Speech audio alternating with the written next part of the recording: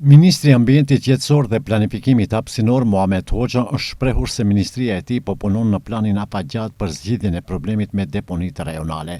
Hoxha tha se në vijim e sipër është procedura e tenderimit për ndërtimin e qendrave rajonale për grumbullimin e mbeturinave.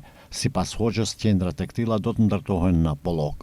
Prioriteti i Ministrisë Ambientit Jetësor dhe Planifikimit Hapësinor është zgjidhja e problemit me mbetjet. Përkatësisht ne punojmë në zgjidhje afatgjate të këtij problemit, përkatësisht ndërtimit të qendrave rajonale për grumbullimin e mbeturinave.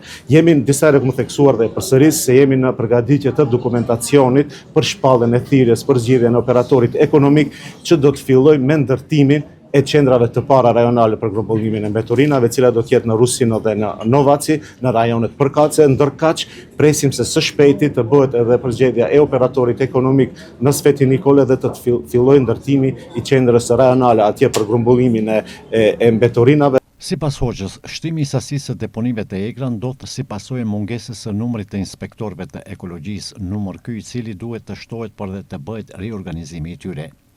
Kreu i komunës së Tetovës, Bilal Kasami, në luftën kundër mbeturinave, madje do të krijojë edhe sektor të veçantë të ekologjisë dhe energjetikës.